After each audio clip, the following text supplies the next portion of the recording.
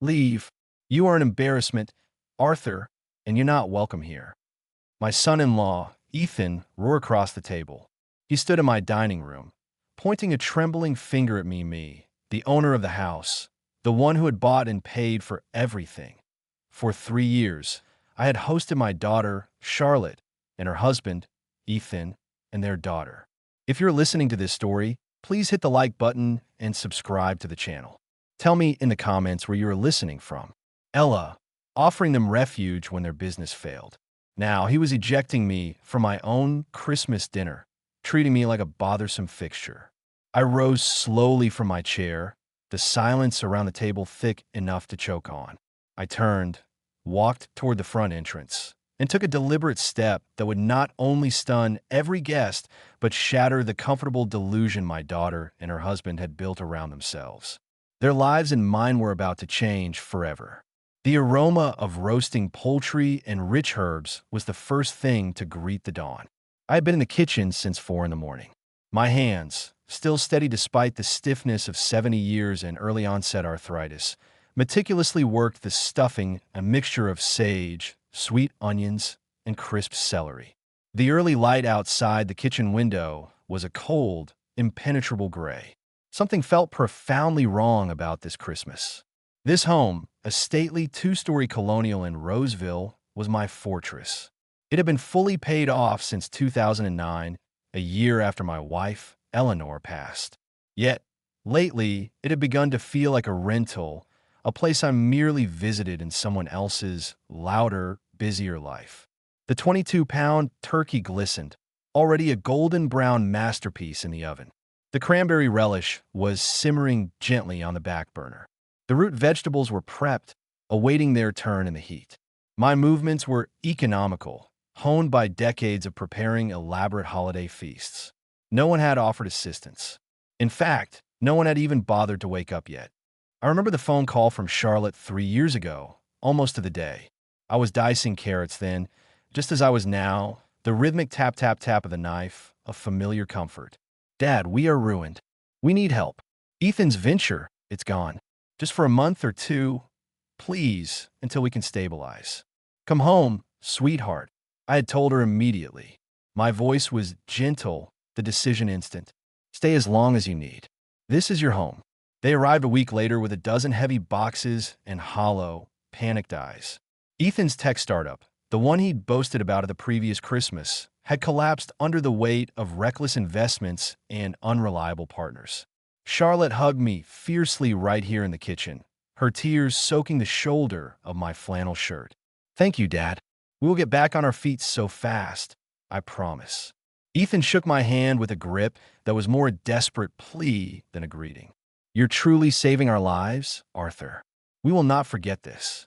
I walked to the antique china cabinet, a wedding gift from Eleanor's mother, and carefully pulled out her collection. The fine, bone china plates with the gilded rims that we had purchased in London back in 1996. The memory of their arrival shifted, clouding over. 6 months after they moved in, I was polishing this same dining table when Ethan strolled in, sipping an oat milk latte. Arthur, honestly, you really need to modernize this place. The Persian rugs, the dark oak furniture, it's all terribly dated. We have clients coming over next week. This needs an update. I like it this way, I replied, folding cloth napkin. It's comfortable and it holds memories. He laughed, a loud, patronizing, almost manufactured sound I would come to hear 1,000 times. Comfortable for you, perhaps, but we need to impress people. Appearances matter, Arthur.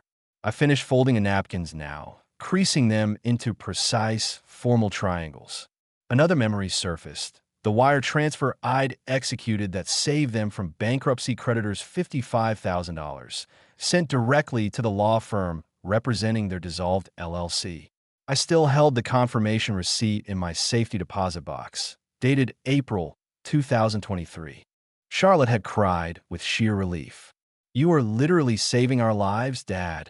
Ethan had clasped both my hands, looking me straight in the eye. We will pay you back every cent, Arthur. Everything. The months flowed by, swift and unstoppable. At the 12th month, I was watching the evening financial news when Ethan walked in, snatched the remote from my hand, and changed the channel. I was watching the Raiders game. Old man, go read your book. At the 18th month, I overheard Charlotte talking quietly on her phone in the hallway. Yeah, we're still stuck at my dad's. It's incredibly suffocating. I can't wait to have my own space back. The recent months brought fresh indignities. Being told to quiet down after 8:30 p.m. because Ethan had late conference calls, finding my personal mail opened and sorted on the kitchen counter, and being asked to use the smaller, dimly lit den so the adults could have space in my main living room for their meetings. The doorbell rang at 3 o'clock sharp. I heard Ethan's voice booming, playing the perfect host in my front entryway. Liam, Veronica, come in, welcome. I remained in the kitchen, giving the turkey one last, glistening baste. Through the doorway, I watched the guests arrive. Liam, loud and overly confident, a former associate of Ethan's from the failed startup. Veronica, his wife, who had a perpetual expression of someone evaluating and finding their surroundings wanting. Daniel, an old university friend of Ethan's, and 3 other couples whose names I would struggle to remember later. Thanks for having us, Mike, Liam said, his handshake vigorous. I stepped into the dining room, extending my hand, ready to offer a proper welcome to my home. But Ethan's arm instantly wrapped around Liam's shoulders, physically steering him away from me. Let me show you where the drinks are, buddy. Charlotte made her famous spice cider. His eyes flicked towards me, a dismissive glance that dismissed my existence entirely. That's just Charlotte's dad, Arthur. He's staying with us for the holidays. Staying with us? The phrase echoed in my mind. The complete inversion of ownership and reality was now fully, sickeningly complete. I retreated to the kitchen. Through the doorway, I watched Ethan pour my vintage Merlot into my crystal glasses, gesturing grandly about our future plans for renovating their dining room.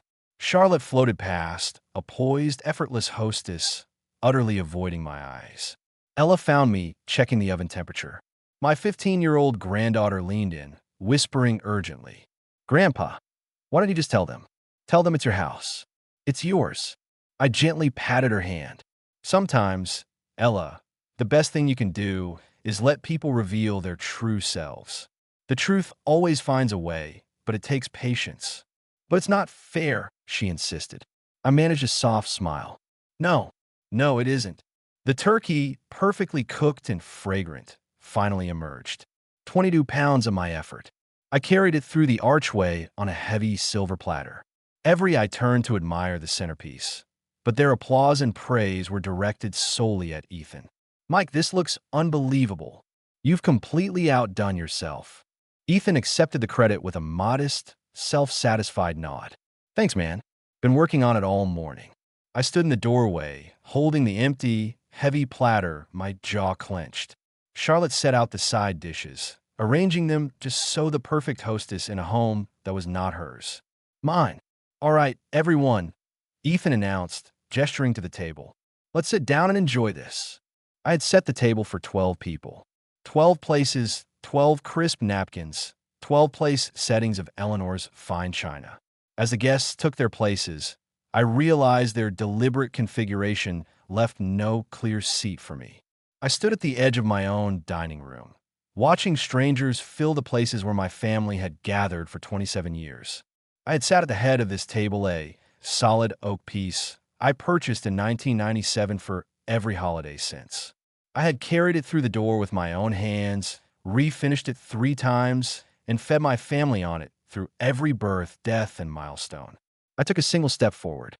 My hand instinctively reached for the chair back, the traditional head of the table chair where I had always presided. Every eye in the room tracked my movement. My fingers closed around the smooth wooden curve. I began to pull it out. The screeching sound of the chair legs scraping against the hardwood floor cut through the dinner chatter like a thunderclap. Conversations died instantly. Forks froze midair. I was lowering myself into the chair when Ethan's palms slammed against the table. Both hands flat, the impact making the crystal glasses jump. A linen napkin fluttered silently to the floor. He rocketed upward, his own chair scraping harshly behind him. "Get out." His voice was a guttural shout that filled the silent room. "You are an embarrassment, Arthur, and you're not welcome here." This is our family table. I stopped, suspended halfway in his sitting, frozen by the shock of his sheer, brazen audacity. Then, I reversed the motion, standing fully upright. My voice, when it came, was quiet, measured, and dangerously calm. Ethan, did you truly forget whose house we are currently occupying? The question hung in the air, a poisonous, undeniable cloud. Around the table, the guests' reactions bloomed in slow motion. Liam's fork stopped halfway to his mouth, a cube of turkey suspended.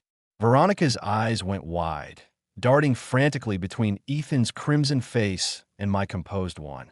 Daniel suddenly studied his plate with an intensity reserved for the most important legal document.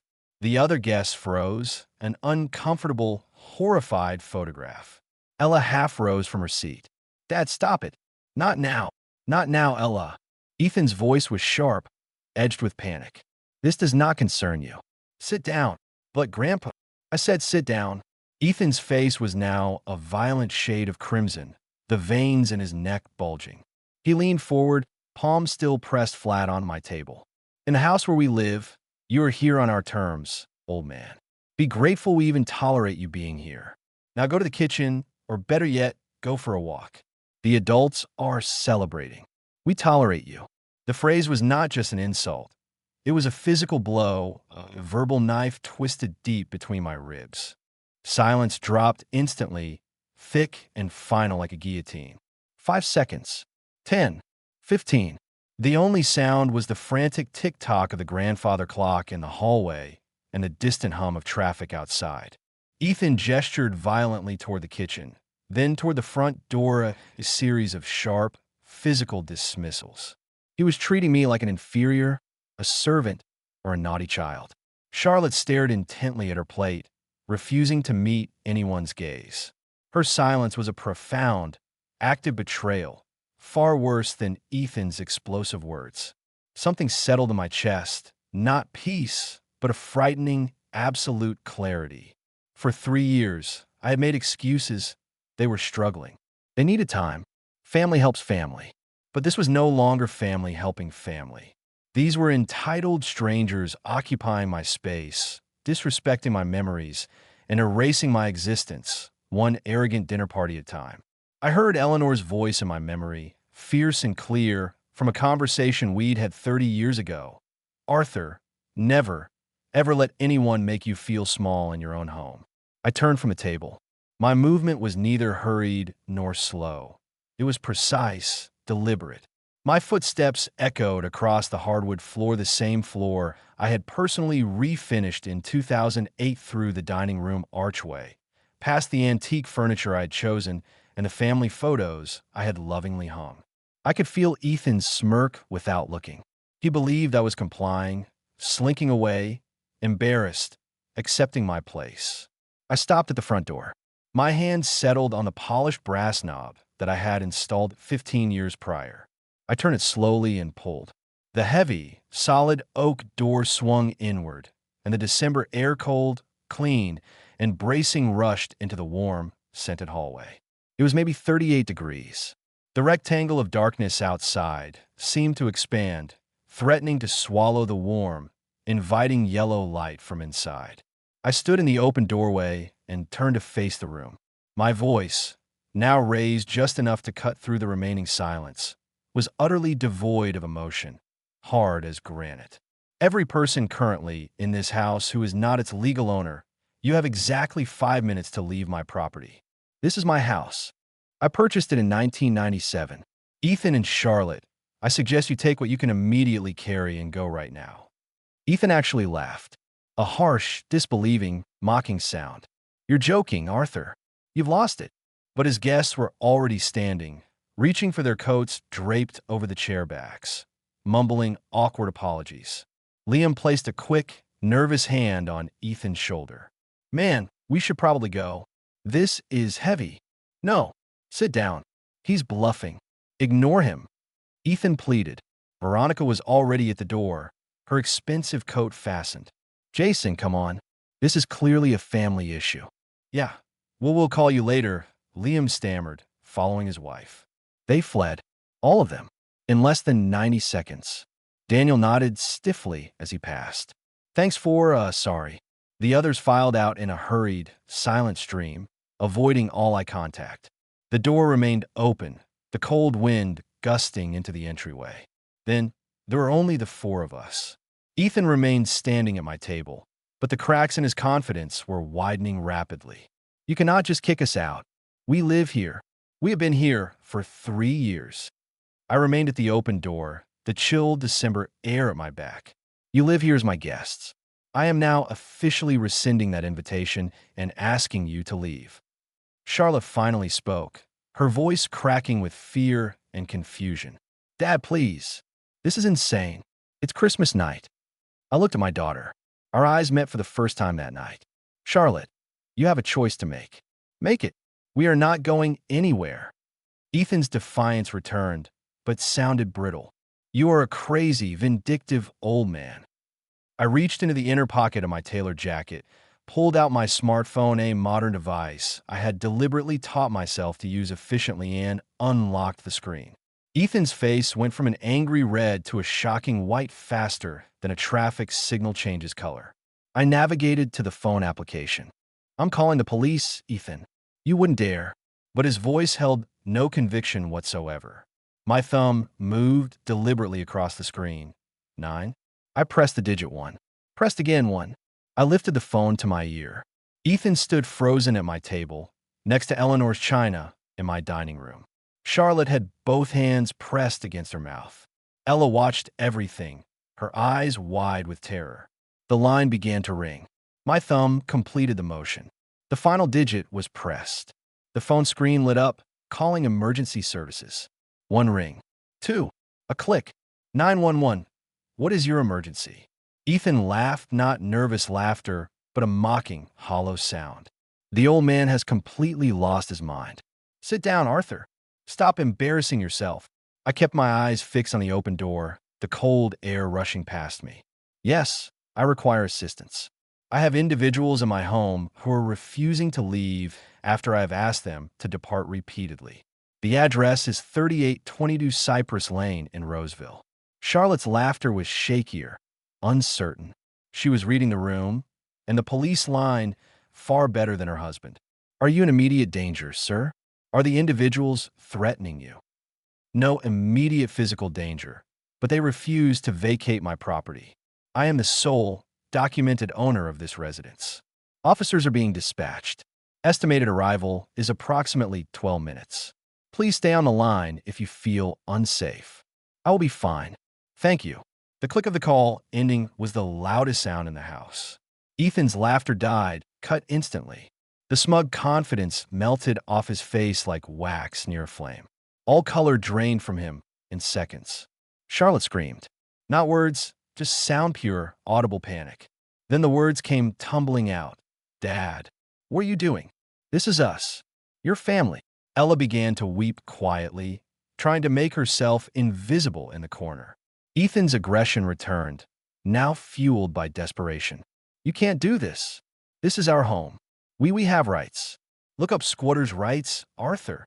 I remained at the open door, the December wind penetrating my suit jacket. This is my home. You have exactly 12 minutes to gather what you can carry and leave, or you can explain to the Roseville Police Department why you're trespassing. That word trespassing, it made everything horrifically real.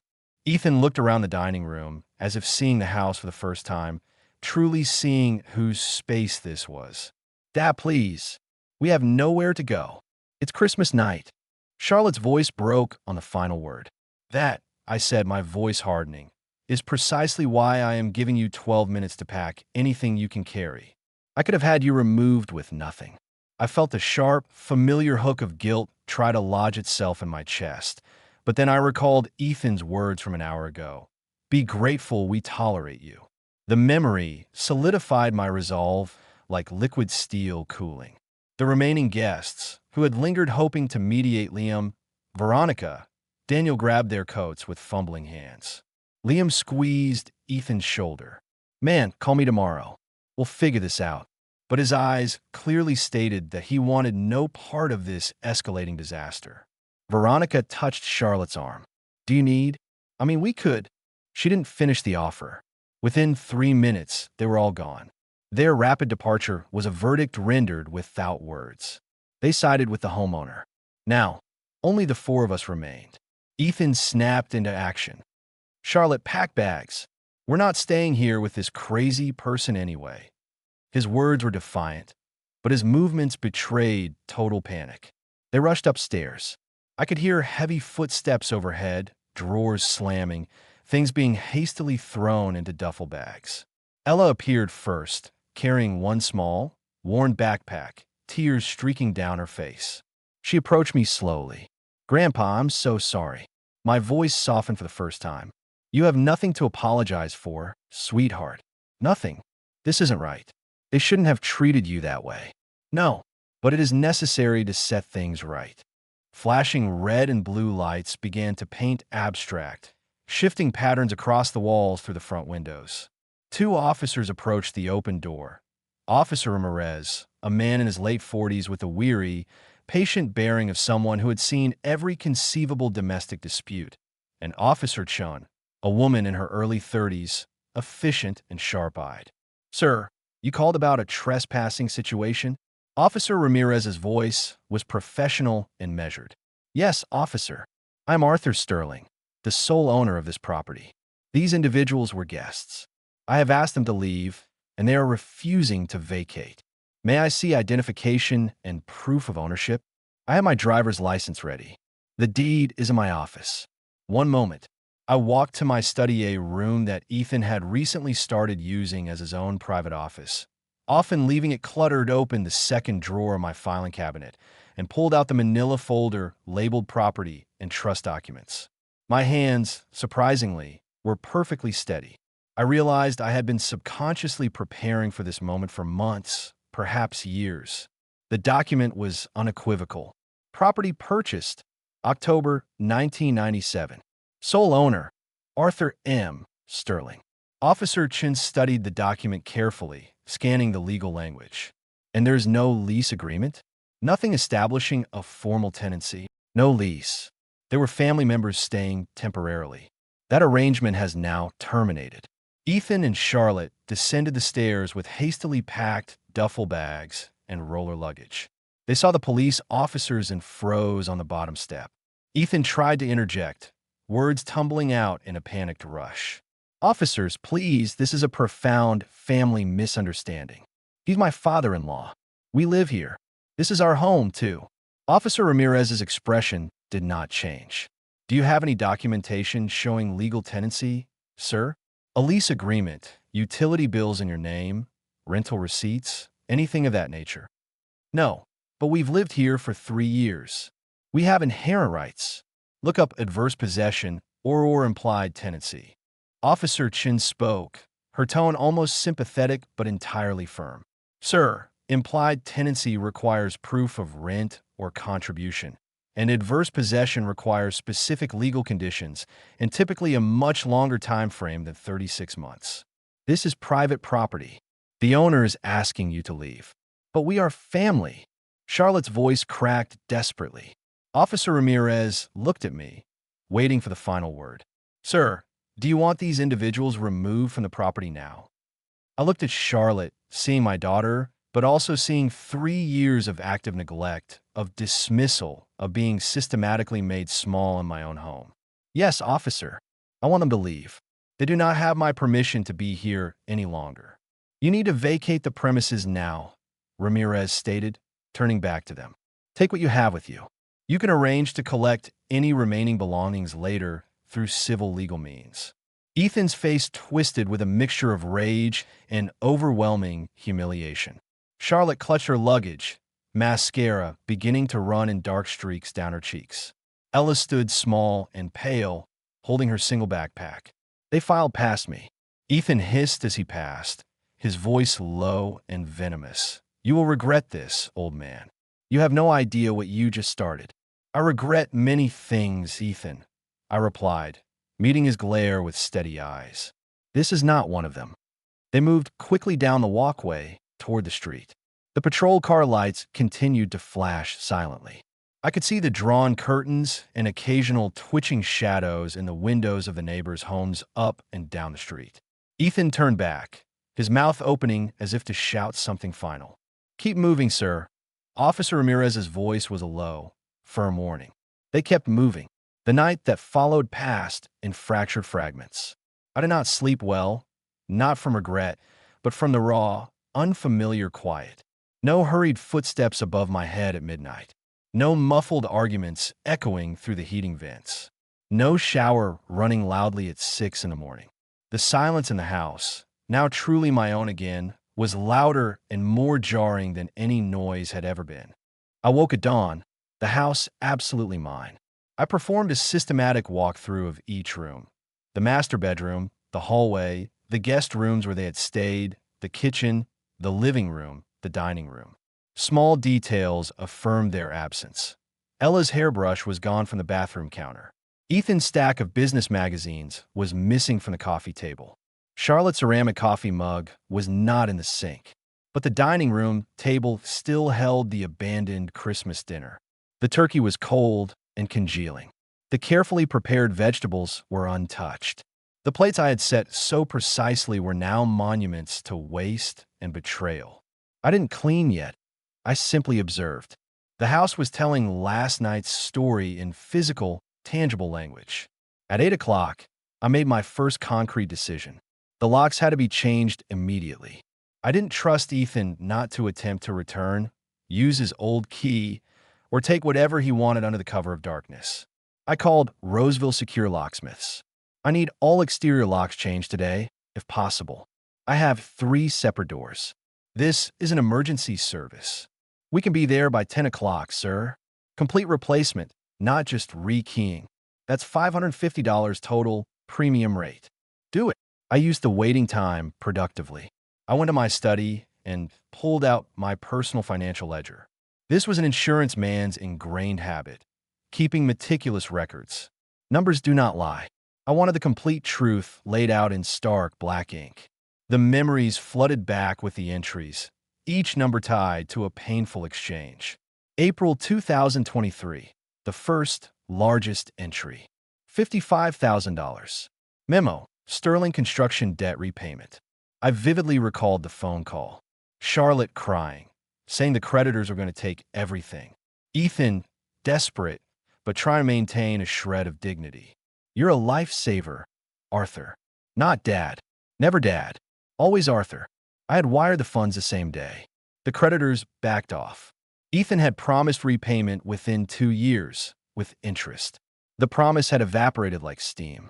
August 2023, $9,500. Memo, bankruptcy legal fees, Westlake and Partners. Ethan couldn't afford the lawyer necessary to properly dissolve his failed company and stave off personal liabilities. I paid the firm directly, sitting in that sterile downtown waiting room while he signed away his company. Charlotte afterward, "Thank you, Daddy." She had called me Daddy then, a rare appeal. The smaller recurring costs, however, added up to something worse than the large ones. I flipped through the monthly expenses log. The electricity usage had jumped from approximately $160 to nearly $350 after they moved in. Water consumption rose from $60 to $140. Gas, internet, streaming services, and most significantly groceries all climbed exponentially. I had been feeding and supporting 4 people, not one. I calculated an approximate $1,600 in extra monthly living expenses multiplied by 36 months. That totaled roughly $57,600 in non-cash support. The documented cash advances totaled $64,500. Combined, the total was well over $120,000. I rounded the figure down in my mind to a conservative $90,000 documented cash loans, plus the $57,000 in living expenses. Either way, the cumulative number was staggering. I traced the timeline of their gratitude with my finger. The first 6 months brought frequent expressions of thankfulness. Months 6 through 12, appreciation became less frequent. Year 2, appreciation had subtly morphed into expectation. Year 3, criticism had completely replaced gratitude. The last 6 months, not a single word of thank you. At 10 o'clock sharp, a white van pulled up. Roseville Secure Locksmith's logo clearly visible. Ted, the locksmith, introduced himself, carrying a heavy toolbox and looking utterly professional.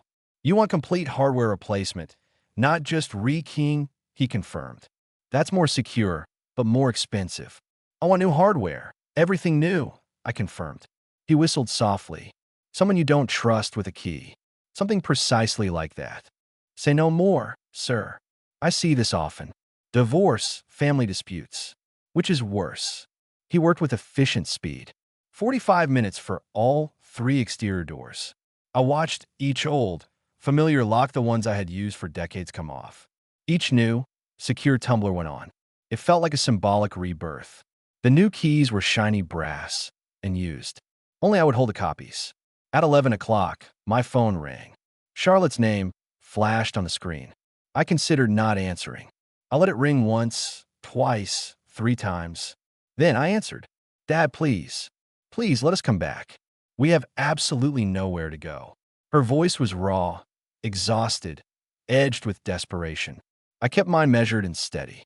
Where did you spend the night, Charlotte? Hesitation. Shame in the ensuing silence. In the car. The big IKEA parking lot off Galleria Boulevard. We just waited until morning. I felt it then, a sharp, penetrating pang of guilt. My only daughter and my granddaughter had slept in a cold car on Christmas morning. But then I heard Ethan's voice, his echo sharp and clear in my memory. Be grateful we tolerate you. That is truly unfortunate, I said. What is your plan now? We don't have money for a hotel. Ethan's credit cards are all maxed. I only have about $200 cash. She was delivering every piece of information precisely calculated to trigger my paternal sympathy. I recognized the manipulation instantly, even as I battled the impulse to respond to it. We made a terrible mistake, Dad. People make mistakes. 3 years of mistakes, Charlotte. I am done funding them. Think about Ella. She is only 15. I am thinking about Ella. I am thinking about what lesson you are teaching her right now. Her voice rose to a frantic wail. I'm teaching her exactly what I learned last night. That actions have consequences. Now, what are you supposed to do? What are we supposed to do? What you should have done months ago. Find stable jobs. Find separate housing. Be adults. I hung up. My hand shook slightly, the first real, physical sign of the emotional cost of this action. I placed the phone face down on the table. The simple, deliberate motion represented finality. I needed to talk to someone. I called David Harrington, my neighbor 4 houses down, a retired litigation attorney. We had played bridge every Tuesday evening for a decade. He arrived within 15 minutes, 2 steaming mugs of coffee in hand. We sat on my back porch. The December morning sun was weak, but welcome.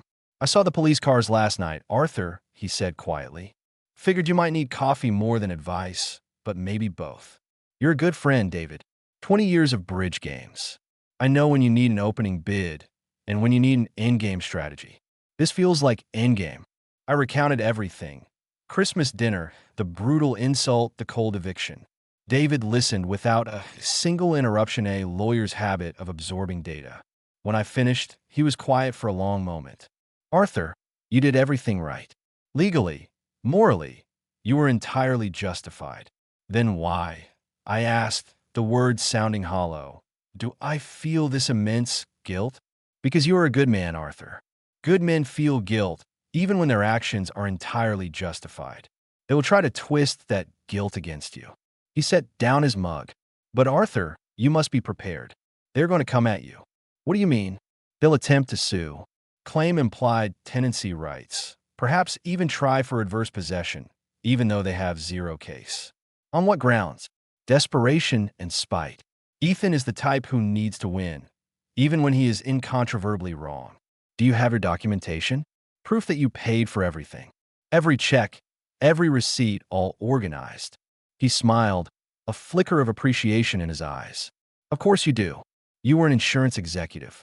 Documentation was your life. His expression turned serious. Get a lawyer. A good one. Not when they sue. Now, be proactive. I know the best Julian Vance, at Vance and Associates. We went through law school together. Call him today. The weak sun warmed the porch. David's coffee mug sat between us. My phone lay within reach. I picked it up, scrolled through my contacts, and found Julian Vance's name. My thumb hovered over it. The next inevitable phase was beginning. The week that followed moved with the quiet, careful strategy of a complex chess match. I spent my days in the profound, reclaimed silence of my house and my nights meticulously planning the next steps. On the seventh day after Christmas New Year's Eve, I drove downtown to meet with Julian Vance. I took Highway 80 south from Roseville, the familiar route I had driven for 35 years.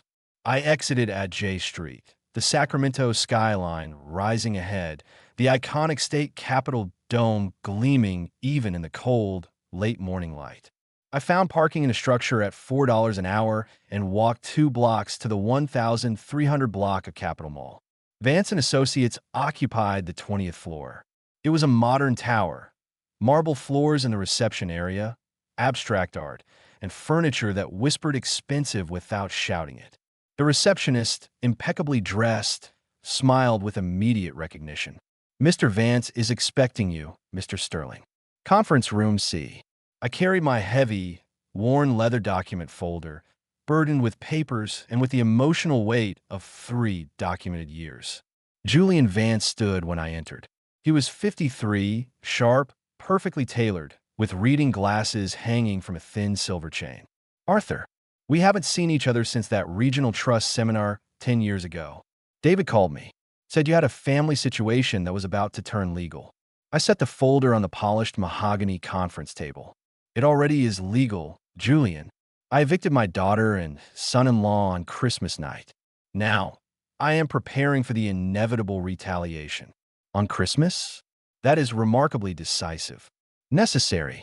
Julian reviewed the eviction details, nodding occasionally as I spoke.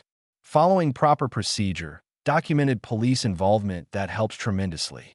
But they will claim constructive tenancy. 3 years of residency creates a gray area, Arthur, especially in California. If they can prove they contributed anything to household expenses or property upkeep, they might argue for tenant rights or even constructive possession." I slid the thick document folder across the desk. "They didn't contribute. I have the proof." He opened it. Bank statements, canceled check images, wire confirmations, meticulous utility logs, email printouts, everything organized with brightly colored tabs. His eyebrows rose higher with each page he turned. April 2023. Bank statement. $55,000 wire transfer to Sterling Construction debt repayment. "Wow." Julian looked up. "I didn't realize you fully absorbed the debt of their failed venture." "I took care of it." He continued through the stack. August 2023, $9,500 to the bankruptcy lawyers. He continued through the monthly utility bills, all remaining in my name, charged to my personal credit card. Grocery receipts spanning 3 years. Then he reached the printed email chain. One from Charlotte, dated November 2024, jumped out. Julian read the key line aloud. "Thanks for letting us stay in your house, Dad. We'll get back on our feet soon." "Your house." She acknowledged ownership explicitly. They both did multiple times. Julian leaned back, removing his reading glasses. "Arthur, this is incredibly comprehensive. Most people don't keep records with this level of detail. I was in insurance for 35 years, Julian. Documentation was my job. Still, this level of detail suggests you were expecting this." "Not expecting, Julian. Preparing." There's a critical difference. I felt the slow shift in their attitude, the creeping entitlement. I prepared for the outcome if that shift became permanent. He was quiet for a moment. "Well, with your documented resources, Arthur, we could decisively fight anything they throw at you. Although, honestly, on a fixed pension." "I'm not on a fixed pension, Julian." He paused, a puzzled look crossing his face. "What?" "Sterling Insurance Group. I sold it in 2020. You handled the closing of the commercial property side of the transaction, remember?" I watched his memory engage. "That sale, that was a major liquidity event. Over $3 million. I never told them. "If You never told your daughter you were a multi-millionaire?" No. I wanted to see who they truly were without the influence of money. I wanted to protect them from greed. I managed a dry, bitter smile. So, I hid my wealth to protect them from greed, and they became entitled and greedy anyway. Ironic, isn't it? I watched families destroy each other over insurance payouts for decades. I thought I could prevent it in my own family. I learned I just accelerated the inevitable truth. Julian shifted instantly, lawyer mode fully engaged. With these resources, we should file a civil suit immediately. Recover the $90,000. Control the narrative. No, we won't file first. Let them file. I want them to hang themselves with their own desperation. That is risky, Arthur. If they strike first, they dictate the initial grounds. They will strike first. Ethan's ego demands it. He needs to assert dominance. And when he does, we will be ready with this file. He considered this for a moment. My standard rate is $500 per hour. Litigation retainer is typically $17,500. I was already pulling out my checkbook. Draw up the agreement. I will wire additional funds if necessary. You are certain? Family lawsuits get ugly. It's already ugly, Julian. I'm just making absolutely certain that I don't lose the life I worked for. I wrote the check without hesitation. $17,500. My handwriting was neat, steady. I tore along the perforated line and slid it across the mahogany desk. The ease of the motion spoke volumes that words couldn't. I will prepare a comprehensive defense package, Arthur, Julian said.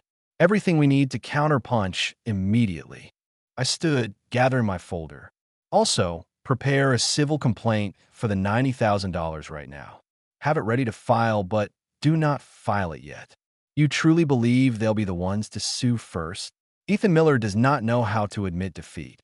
He will sue, and when he does, we will counterpunch with overwhelming evidence. We shook hands, not the polite greeting from when I'd arrived, but the firm grip of equals, of partners in strategy. My hand was on the doorknob when Julian spoke again. Arthur, why did you wait a week to come see me? I turned back, looked over my shoulder at the meticulous files. I wanted to give them time to make a mistake. Desperate people, Julian, always do. I stepped into the hallway, the elevator visible down the corridor, the afternoon light streaming through the floor-to-ceiling windows. I was a man with a plan, finally moving forward. January arrived, cold and often overcast. I learned through David Harrington's professional connections that Ethan and Charlotte had managed to find a cramped, temporary apartment in a much rougher area of Del Paso Heights, a world away from the manicured lawns of Roseville. I did not seek this information. It arrived the way news does in a city where people talk. 3 weeks into the new year, the envelope arrived. Late afternoon, a process server at my door. Official legal document, thick, expensive paper, formal language. Miller and Ross versus Sterling. Civil complaint. I called David immediately. Within 15 minutes, he was at my house. We sat at the kitchen table, despite the chill. We pushed the half-finished bridge game aside to spread out the legal papers. I read the claims and laughed. It wasn't bitter laughter. It was genuine amusement at the sheer, breathtaking audacity. This is serious, Arthur, David warned. They're actually suing you, claiming partial ownership of your house. They're claiming I owe them for the privilege of living in my own home, I summarized, shaking my head. David flipped through the pages. They are citing adverse possession, constructive ownership through improvements, and a partnership agreement. What improvements? Ethan tightened a leaky faucet once. I purchased the specialized parts. A partnership agreement? With me? My eyes caught the signature at the bottom. Brenda Fitzgerald, attorney at law. I immediately pulled out my laptop and searched the California State Bar records while David watched. Brenda Fitzgerald, I read aloud. Member since 2009. 132 cases on record. For losses. That sounds reasonable, David said. 4 wins, David. She has an approximate 3% win rate. How is she even still practicing? Because desperate people hire desperate lawyers. And desperate lawyers are cheap. $6,000 isn't cheap for people now living in Del Paso Heights. No, which means they are betting everything they have left on this ridiculous lawsuit. They will lose everything, I confirmed. David moved a queen of hearts on the bridge table, studying the position. They have made their opening move. Aggressive, but utterly, fatally flawed. I countered with a swift, confident placement of the king of spades. Every aggressive opening has a weakness. You simply wait for them to expose it completely. This isn't bridge, Arthur. No, but the principle is the same. Patience defeats panic every single time. I called Julian Vance, putting him on speaker so David could listen. Got the filing, Julian confirmed. Brenda Fitzgerald sent a courtesy copy. It's ambitious. That is generous, Julian. I'd call it delusional. Adverse possession requires a 5-year minimum in California. They lived here 3 years. It is dead on arrival. When is the preliminary hearing? Judge Evelyn Williams set it for February 16th. Preliminary hearing to determine merit of the claim. Evelyn Williams. I know the name. Tough reputation. She does not tolerate frivolous claims. This should be a very short session. The weeks until the hearing crawled by with the same cold determination as January itself. I maintained my routine, bridge with David, long walks through the neighborhood, and preparing my emotional defenses for the inevitable confrontation. Charlotte called once more. I let it go straight to voicemail. Dad, please drop this. We can work this out. Please. Her voice was broken, sounding utterly defeated and exhausted. I listened once, deleted it, and felt nothing but the distant echo of pity. February 16th arrived for the courthouse hearing. I drove downtown with Julian Vance. We found Ethan and Charlotte, looking haggard, seated with their attorney, Brenda Fitzgerald. Ella was between them, miserable. Ethan's face flushed with immediate rage when he saw me. All rise. Department 42 is now in session. The Honorable Evelyn Williams presiding. Judge Williams quickly addressed the claim. Ms. Fitzgerald, your clients are claiming adverse possession and constructive ownership. Your clients live there for 3 years. Adverse possession requires a 5-year minimum in California. Explain the discrepancy. Brenda fumbled. Your Honor, there's constructive ownership through household duties and repairs. Testimony alone doesn't establish ownership of a $3 million asset. Ms. Fitzgerald, do you have receipts? Judge Williams snapped. Testimonial evidence should be sufficient, dash. Not in my courtroom. Next argument. Julian Vance stood, perfectly calm. Your Honor, we have comprehensive documentation, bank statements showing Mr. Sterling paid every household expense for the entire 36-month period. He submitted the exhibits. Additionally, email evidence from November 2024, where the claimant, Charlotte Sterling Miller, explicitly acknowledged this as Dad's house. The email appeared on the courtroom projector. Ethan's face turned deep red. Judge Williams studied the evidence for 2 full minutes. She then removed her glasses. I have seen enough.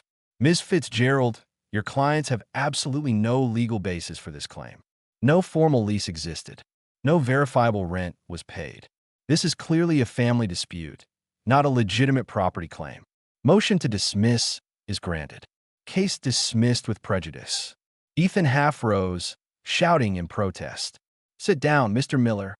Judge Williams warned sharply. You are fortunate I am not sanctioning your attorney for wasting the court's time. The hearing lasted less than 15 minutes. In the corridor, Ethan shook with rage, trying to rush me. Julian blocked him. You will regret this, old man. This is not over. Ethan shouted. Charlotte frantically pulled him away. I stood calm, watching his complete failure. My fingers rested on the file in my coat pocket. Phase 2, civil recovery complaint, $90,000. The counterpunch was ready. The court victory was only the defense. I needed justice. Knowing Ethan was judgment-proof, I realized a civil judgment for money I couldn't collect was useless. I needed consequences. I called Thomas Richardson, a former colleague at the California Department of Insurance's Fraud Investigation Division. We met for lunch. I brought up Sterling Construction. Remember the complaints about insurance fraud allegations against them? I asked. Thomas confirmed the investigation was abandoned when the company went bankrupt. The seed was planted. I researched Ethan's records and found Kevin Thorne, his former 25% partner. I contacted Kevin, who was eager to talk. Kevin revealed the truth. In a 2019 warehouse project, Ethan filed an insurance claim for $150,000 for roof damage. He was paid $120,000. The actual repair cost was only $40,000, Kevin stated. Ethan pocketed the $80,000 difference. I kept all the original invoices and claim forms out of spite. I had Kevin send the damning documents to Julian Vance. Julian confirmed. This is clear insurance fraud. An $80,000 discrepancy. I instructed him to file the complaint anonymously with the Department of Insurance, DOI. I also discovered an existing IRS lien against Ethan personally for $23,000 in unpaid payroll taxes from 2021. The IRS debt was harder to run from than family.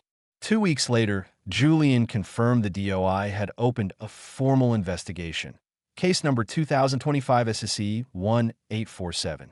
Ethan would be contacted with a potential criminal referral to the district attorney. I received the news while playing bridge with David. "You're enjoying this, aren't you?" David asked. "I'm ensuring justice is served," I replied. I moved my card, capturing his queen. "That," I said, my hand resting on the capture card, "is the entire point of a long game. By the time he realizes what is truly happening, it will be far too late." The government machinery was engaged. I had traded $90,000 of my money for $80,000 of Ethan's past fraud and $23,000 of his tax debt. The consequences were now inevitable and catastrophic. April brought the kind of relentless, miserable rain Northern California does best perfect weather for dismal news. The investigation into Ethan's insurance fraud, though slow due to bureaucracy, began to send out powerful, disruptive ripples. I learned about the collapse of Ethan's life secondhand. The first call came from an acquaintance in the construction industry. "Arthur, thought you should know words out about Miller. Department of Insurance investigating him for fraud. A guy I know fired him instantly from a cash job. Nobody wants that liability." Ethan's under-the-table income evaporated overnight. David mentioned seeing Charlotte at her mailbox, looking utterly distressed. Later that week, through David's neighborhood connections, I learned about the IRS demand letter.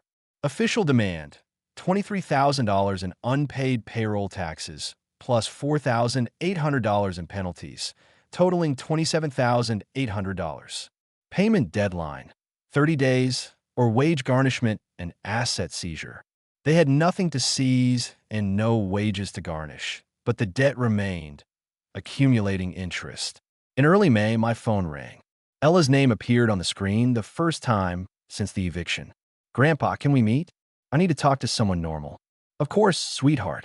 Pete's Coffee, 2 o'clock tomorrow." "Thank you." "And Grandpa, I'm sorry for all of this." We met at Pete's, sitting outside as the spring air attempted to warm up. Ella, with an untouched pastry in her hand, recounted the chaos. "They fight every single night about money, about the investigation, about you. Dad blames you for everything, says you're rich and vindictive. Mom finally screamed back that you gave us $55,000. Ella's voice shook as she revealed the core truth. A government letter came. Mom read it and started screaming. I'd never heard her like that. She yelled, "You stole $80,000.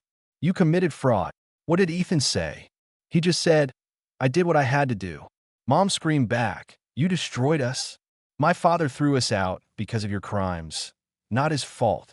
It was the first time Charlotte had assigned blame correctly, not to me, but to Ethan's criminality.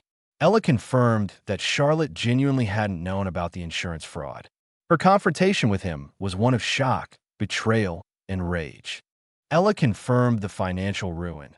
Creditors called constantly for $35,000 in max credit card debt. They screamed at each other until the apartment neighbors pounded on the walls. In early June, a text arrived from Ella. "They're getting divorced. Mom filed papers today. I don't know what happens to me." I called Julian Vance. "My daughter is divorcing Michael. Does that affect our strategy?" "It simplifies things, Arthur. He loses the family angle entirely." Through Julian's connections, I learned the divorce details. Ethan kept his beaten-up 2007 sedan, worth $3,000, owing $5,000. Charlotte kept her older 2012 hatchback, worth $4,000, owing $2,000. All credit card debt was split 50/50, $17,500 each. The IRS debt was also split 50/50, $13,900 each. Each walked away with over $30,000 in debt and minimal assets. Neither had income to pay any of it. Bankruptcy was imminent for both. David and I sat on the porch one evening, watching the sunset. You financially destroyed them, Arthur. Both of them. I did nothing, David. Ethan destroyed himself, and Charlotte enabled him. She chose him over me. She chose silence over honesty. Can I live with the consequences of their choices? Yes, I can live with justice. Michael, unemployed and under criminal investigation, was living in a cheap studio apartment. Charlotte was working part-time retail, sharing an apartment with a coworker. Ella was staying with Charlotte, but refused to see Ethan. Both filed for personal bankruptcy in June, but bankruptcy wouldn't erase the IRS debt or potential restitution from the fraud conviction. Late June evening, an email arrived from Julian Vance. Subject: DOI investigation update. I opened the laptop. David leaned over my shoulder. When does it end? David asked softly. My finger moved to the trackpad. When the scales balance. I clicked. The email confirmed the inevitable. Criminal charges filed against Ethan Miller, 2 counts of insurance fraud. July brought the oppressive heat that turns Roseville into an oven. Michael's criminal charges for insurance fraud were filed. I should have felt total satisfaction, but instead, I felt a lingering restlessness, the chess player who has won the game but still holds the pieces. The knock on my front door came on a warm Wednesday afternoon. I opened it to find Charlotte standing on my porch. It was the first time I'd seen her since the courthouse in February, 5 months ago. She looked older, exhausted, wearing a simple retail uniform under a light jacket. Dad, can I come in, please? Just for a few minutes. I stepped aside. We moved to the living room. I gestured toward a chair, maintaining distance. The silence stretched. Dad, I'm so sorry for everything. She finally managed, the emotion raw. I was blind. Michael manipulated me, but that's not an excuse. I let him treat you terribly. I stayed silent when I should have spoken up. I chose his comfort over your integrity, and I lost everything that mattered. She met my eyes. I'm not asking you to take me back. I'm not asking for money. I have a job now. Minimum wage, but it's mine. I just needed you to know I finally understand what I lost. I understand who you were trying to be for us. Her clarity, acknowledging the truth without asking for rescue, affected me deeply. After she left, I called Julian. Filed a civil complaint for the $90,000 against both of them, jointly and severally. You're certain, Arthur? After that apology? Because of it, Julian, she understands consequences now. This is part of those consequences. Julian filed the complaint. Court date was set for late August. A week after filing, I called Charlotte. We met at Pete's Coffee. I slid a file across the table. I filed a civil suit for $90,000 in documented expenses and loans. Shock, hurt, and betrayal crossed her face. But I apologized. I thought, I know, and I heard you. But apologies don't erase debt. You and Michael benefited financially from my money. Now, you repay. We're bankrupt. We don't have that money. The court will establish a payment plan. You will pay what you can afford, however long it takes. That is the definition of accountability. Michael's meeting with his lawyer, Brenda Fitzgerald, was different. He exploded, claiming the money was a gift. Julian calmly presented the emails where Michael had promised to repay the loan. The final hearing arrived in September. Judge Evelyn Williams presided again. Julian methodically presented the evidence: bank statements, canceled checks, the utility logs, the emails. He documented the $90,000. Before ruling, Judge Williams noted, Mr. Sterling, you've accepted a plea agreement in the related criminal case, correct? Yes, Your Honor. 2 years probation, community service, and $80,000 in restitution to the insurance company. Judge Williams looked directly at Charlotte and Michael. You lived in Mr. Sterling's home for 3 years, paid no rent, contributed nothing. The evidence of loan and expense is overwhelming. Judgment for the plaintiff, Mr. Sterling, in the amount of $90,000. She continued, since you are both judgment-proof, payment terms will be $600 per month each, totaling $1,200 monthly, until paid in full. That will take approximately 75 months, 6 years, and 3 months plus court costs of $8,500.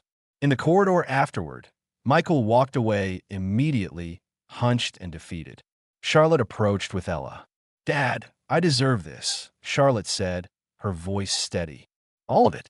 You taught me something I couldn't learn any other way. This judgment, the payments, the years, that's fair.